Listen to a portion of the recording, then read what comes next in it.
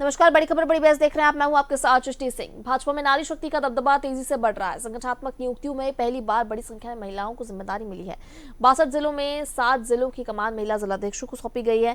इनमें सागर ग्रामीण, टीकमगढ़, शहडोल, नर्मदापुरम, खरगोन, नीमच और आगर मालवा शामिल है। अब तक 12 जिलों की कार्यकारिणी घोषित हुई है।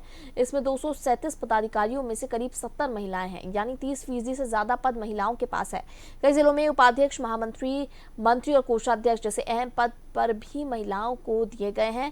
बैतूल, हरदा, आगर मालवा और सीधी जैसे जिलों में महिलाओं की भागीदारी सबसे ज्यादा है। ये पहली बार है कि मुख्य संगठन में इतनी बड़ी संख्या में महिला नेतृत्व उभरा है। भाजपा का यह कदम केवल राजनीति नहीं बल्कि सामाजिक सोच के में भी बदलाव के संकेत दे रहा है। पार्टी महिलाओं को चुनावी रणनीति का केंद्र भी बना रही है। आज इसी पर हम चर्चा करने वाले हैं कि जिस तरह से भाजपा की रणनीति बनी है, नारी शक्ति का दबदबा तेजी से बढ़ रहा है।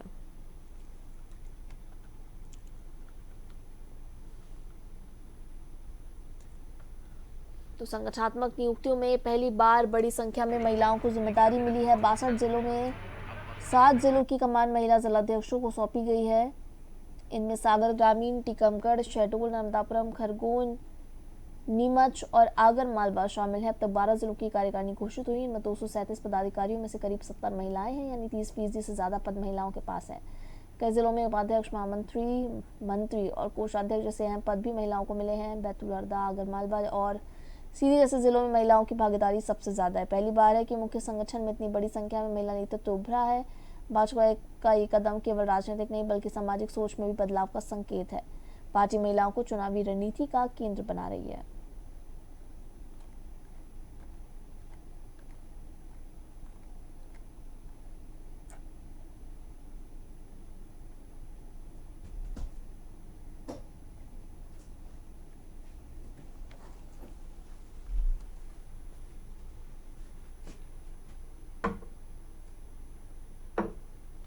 चलिए, इसी पर आज हम चर्चा करने वाले हैं। हमारे साथ गेस्ट जुड़ गए, एक बार उनसे आपका परिचय करा देते हैं। बीजेपी से हमारे साथ ब्रजगोपाल लोहिया जी जुड़े हुए हैं, कांग्रेस से हमारे साथ अंबिका शर्मा जी जुड़े हुए हैं, वहीं हमारे साथ वरिष्ठ पत्रकार भानु चौबे जी जुड़े हुए हैं।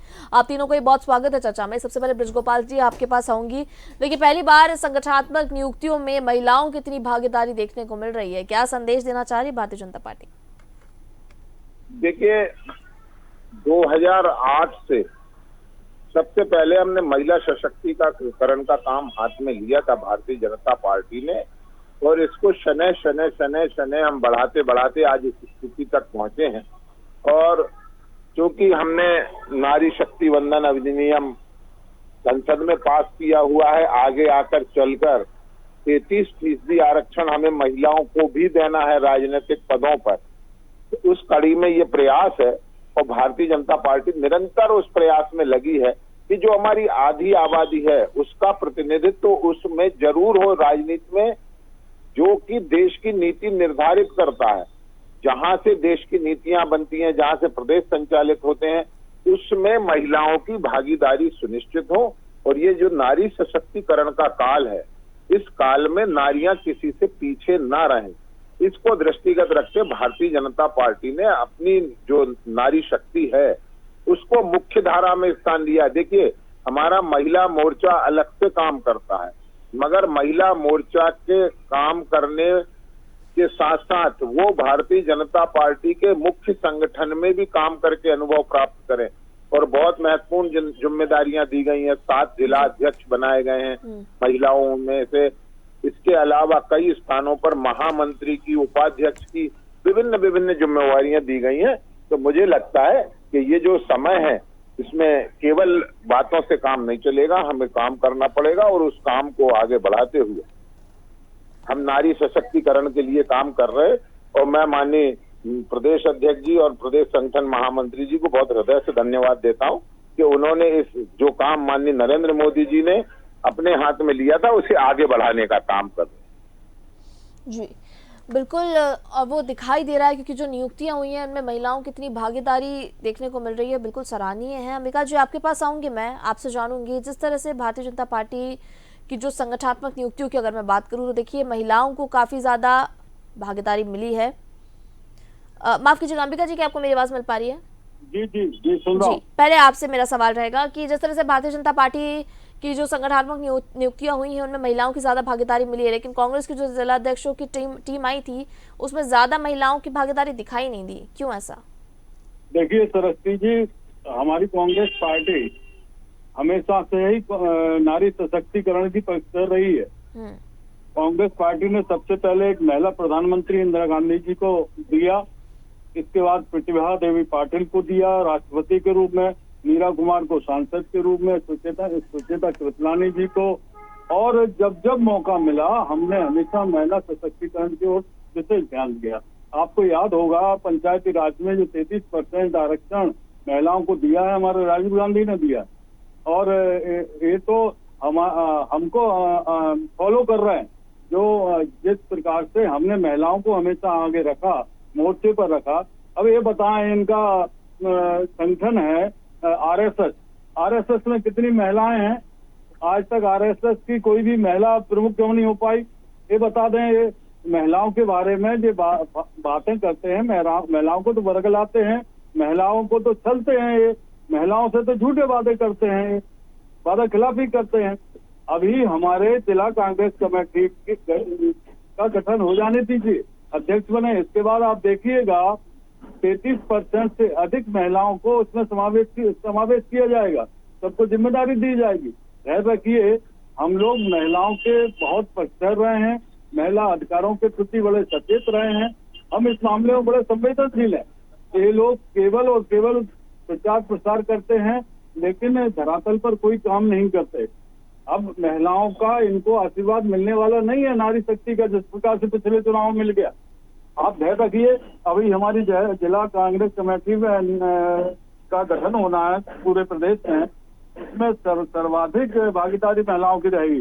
ये राहुल गांधी जी का भी निर्देश है, मंशा है उनकी, और हमारे राष्ट्रीय अध्यक्ष का निर्देश है, और यही जीतू पटवारी जी का निर्देश है। आप देखिएगा, ये भारतीय जनता पार्टी केवल झूठ पर आधारित पार्टी है। इनको बड़ी ट्रेनिंग दी गई है, बढ़िया तरह से झूठ बोलो, ऐसा झूठ बोलो जो लोगों को सच लगे, इस प्रकार की ट्रेनिंग इन लोगों को दी गई है। आप विश्वास मानिए, हमारी जो भी टीम बनेगी जिला कांग्रेस कमेटी की, उसमें अधिकांश बहनों को भागीदारी। इस बार क्यों नहीं मिला? सिर्फ 4 या 5 महिलाओं के नाम थे। अरे अभी जो प्रदेश कांग्रेस कमेटी में भी जो नियुक्तियां होना है, उनमें अधिकांश महिलाएं आपको दिखेंगी। अभी 28 करती हूँ तो उसमें भी बहुत लोगों को, महिलाओं को मिलेगा। ये क्या हमको बताते हैं? महिलाओं के जितने हम पक्षधर रहे हैं उतने ये कभी नहीं हो सकते। हम तो कह रहे नहीं, आरएसएस में कितनी महिलाएं बताओ आप? इनका तो पितृ संगठन है, वो कितनी महिलाएं हैं? अरे जबरदस्त उपेक्षा करते रहे महिलाओं की ये लोग, महिलाओं को केवल ठगते रहे, छलते रहे, वोट लेते रहे, 1000 रुपए 1200 रुपए का प्रलोभन दिखा के, और लाडली बहना को कबाल लिए 3000 रुपए तक अभी नहीं दे पाए। हम तो कह रहे 17 तारीख को प्रधानमंत्री जी आ रहे हैं, सौगात ही देते हैं महिलाओं को 3000 की, तो मान जाए इनको हम कि हाँ महिलाओं के वास्तव में बड़े हमदर्द हैं। ठीक है भानु जी, आपका कमेंट जानना चाहूंगी मैं इस पर, जिस तरह से दोनों को सुना आपने, क्या कहेंगे? देखिए, ये तो बहुत अच्छी बात है, महिलाओं को राजनीति में, शासन में तो सिलेक्शन होते रहे हैं, राजनीति में बढ़ावा दिया जा रहा है, और आधी आबादी की ताकत भी अब उपयोग करेगी राजनीति, इसकी स्थितियां बन रही हैं। सवाल यह है कि जब अवसर, जो महत्वपूर्ण अवसर मिलते हैं, तब ये रेस होती है कि पुरुष के महिला, उसमें अक्सर पुरुष आगे हो जाते हैं। ये एक प्राकृतिक स्वभाव है। दूसरी बात यह है, ये भी कहा जा रहा है, जो नजरिया मैं आपको बता देता हूँ, कि बीजेपी ने उस महिलाओं को एक वोट बैंक में देख लिया है। उन्होंने पिछले चुनावों में महिलाओं के समर्थन को समझ लिया है कि अगर ये हमें मिल गया तो ये पुरुषों से ज्यादा स्थायी होगा और ज्यादा सशक्त होगा, ज्यादा मजबूत होगा। अब आप समझ लीजिए कि वो 1500 से 2500 से 3000 रुपए जो महीना बांटे जा रहे हैं, उसका क्या आशय है? और वो पैसा किससे आए? वो जनता का पैसा बांटा जा रहा है, और बांट रही है बीजेपी। अब आप उसको देखिए कि वो पैसे का रिटर्न क्या होगा, क्या रिटर्न मिलेगा? आपको तो घर बैठे आमदनी देती, या तो उनसे काम लीजिए, आप कुछ कहीं लगाइए, और या उनसे वोट बैंक लीजिए। तो वोट मिलना है, और वो वोट बैंक इनके लंबे समय तक काम देगा, ये बात बीजेपी समझ रही है। मेरे ख्याल से इस तरह से बुटी नजरिए हैं जिनको देखा जाना चाहिए। ब्रज गोपाल जी, एक बार फिर से आपके पास लौटूंगी। आपने अंबिका जी को भी सुना, आपने भानु जी को भी सुना, आपकी प्रतिक्रिया जानूंगी। सृष्टि जी देखिए, आपने तो मुझे भी सुना था और अंबिका शर्मा जी को भी सुना है जी। और मैंने तो एक शब्द कांग्रेस के बारे में ना बोला ना इशारे में कहा, परंतु दुर्भाग्य कांग्रेस का ये है कि वो हर जगह केवल अपनी राजनीति चमकाने की कोशिश करते हैं। ये महिलाओं के मुद्दे पे भी कर रहे हैं। देखिए, इनके यहाँ आरक्षित है महिलाओं के लिए स्थान। कौन सी महिलाएं? नेहरू गांधी परिवार की महिलाएं आगे जाएंगी, चाहे वो इंदिरा गांधी जाए, चाहे फिर 19 साल तक सोनिया गांधी अध्यक्ष रहे, और फिर उसके बाद प्रियंका जी अपना दावा ठोक दे। महामंत्री तो वो ही चुकी हैं, महासचिव है कांग्रेस कमेटी की। हम परिवार की महिलाओं की बात नहीं कर रहे अंबिका जी, हम समाज की महिलाओं की बात कर रहे हैं। उस समाज की महिलाओं की बात कर रहे हैं जो महिला राजनीति में कुछ करने की तमन्ना रखती है, वो इस देश को बदलना चाहती है, इस समाज को बदलना चाहती है। उन महिलाओं की बात कर रहे हैं। ये उन महिलाओं की बात नहीं हो रही है कि किसी महिला में ये गुण है कि पोती की नाक दादी से मिलती है। वो महिलाएं नहीं है, वो इससे भ्रम से बाहर निकलना पड़ेगा कांग्रेस को। दूसरी बात, आपने अभी कहा था 4 या 5 नाम है, कांग्रेस ने 3 जिला अध्यक्ष बनाए, हम उसे भी कमतर नहीं मानते। हम तो कहते हैं कि एक आध आपने बना दिया, वो ही बड़ा धन्यवाद है। दूसरी बात, बार बार ये कह देना कि 1200 1500, हमने तो बार बार चिल्ला कर ये कहा है कि 1000 से हम योजना प्रारंभ कर रहे हैं और 250 के गुणक में ही बढ़ाएंगे। ये जो 250 का गुणक है उसमें बढ़ेगा। तीसरी बात जो सबसे महत्वपूर्ण है, अगले माह 1500 होने वाले हैं, उससे ज्यादा महत्वपूर्ण ये है कि हम किस तरह से उन्हें बढ़ाएंगे। क्या कभी कांग्रेस पार्टी ये सोच सकती है कि एक बहन को 250 रुपए कोई मायने नहीं रखते हैं, परंतु उसे रक्षाबंधन पर जब 251 रुपए मिलते हैं तो उसे बहुत मायने रखते हैं। यदि भाई दूज पर उसे 250 रुपए मिलते हैं तो उसे बहुत मायने रखते हैं। ये कभी नहीं समझ पाएंगे। ये उन भावनाओं से बहुत दूर है, क्योंकि जिन्हें परिवार की महिलाओं का कल्याण करना है वो समाज की महिलाओं का कल्याण नहीं कर सकते हैं। अच्छा, आरएसएस को लेकर भी कह रहे थे, उस पर भी कमेंट दे दीजिए।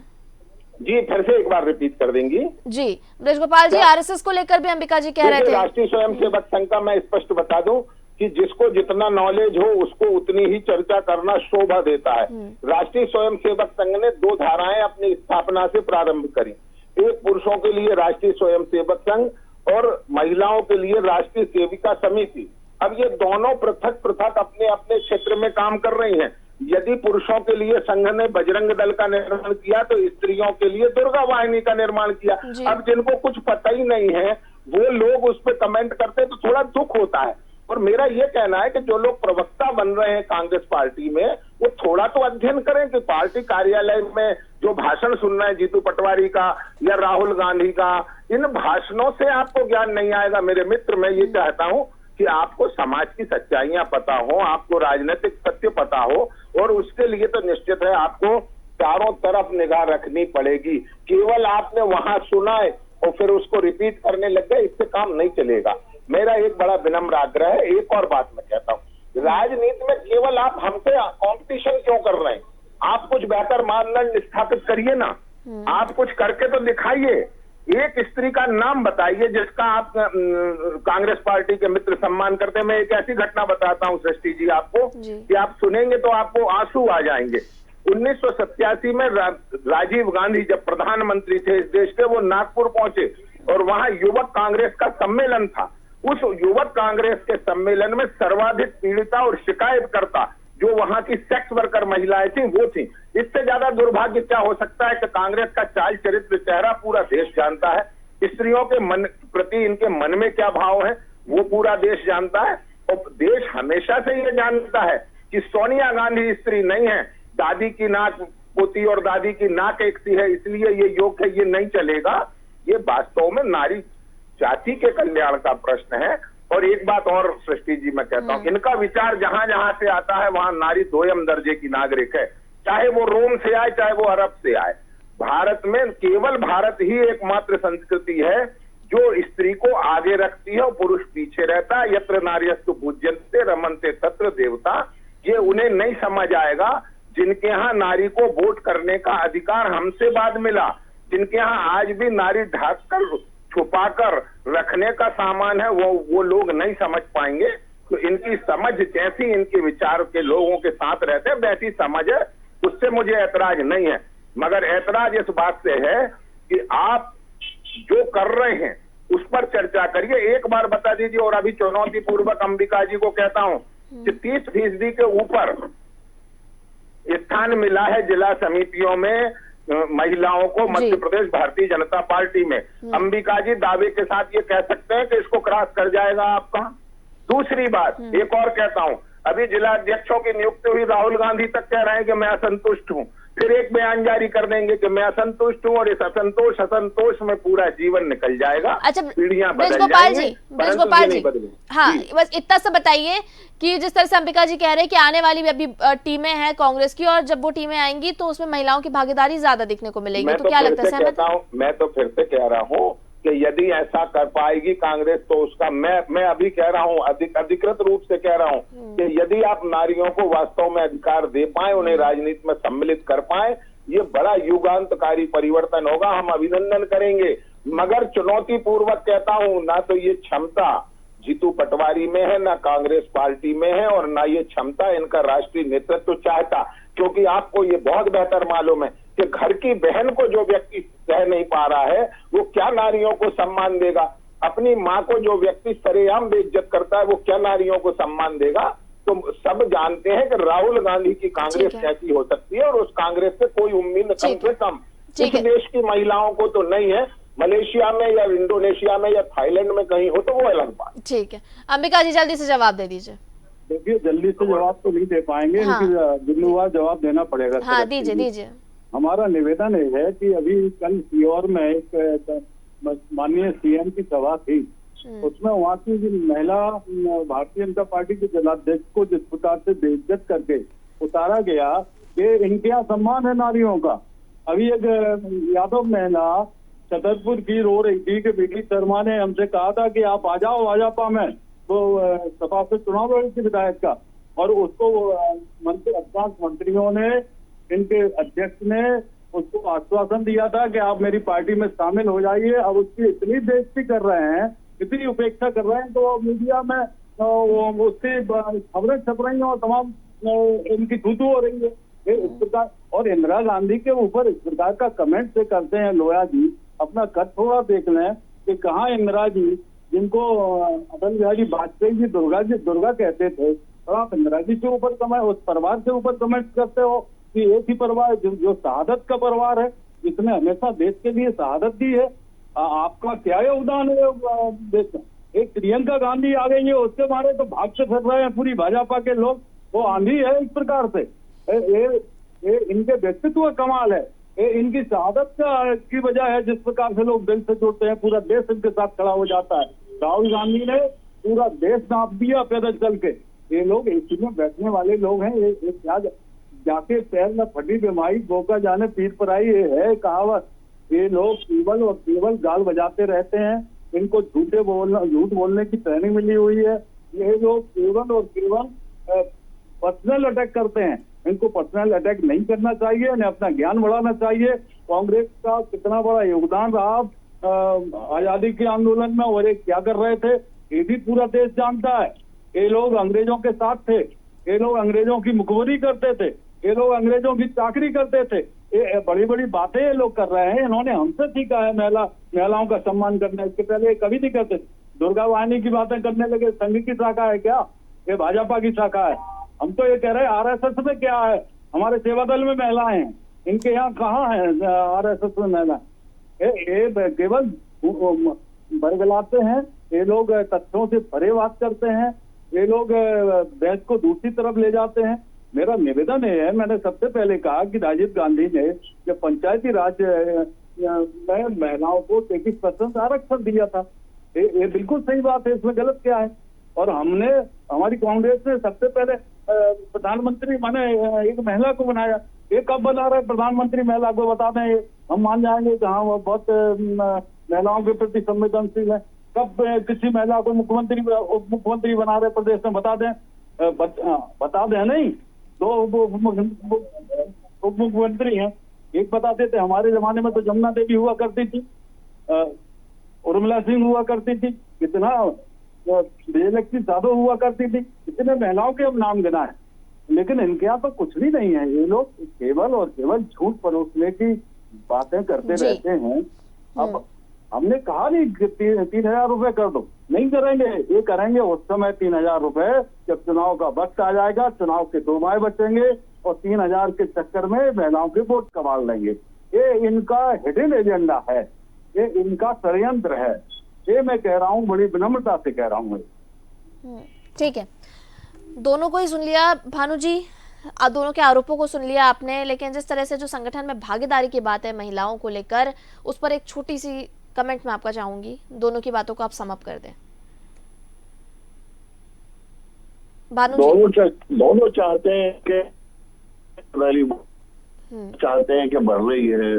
दोनों का दावा है कि हम ज्यादा देंगे जी। दोनों का एजेंडा एक जैसा है महिलाओं को लेके। सवाल यह है कि बहस आज भी पुरुष कर रहे हैं महिलाओं के बारे में जी।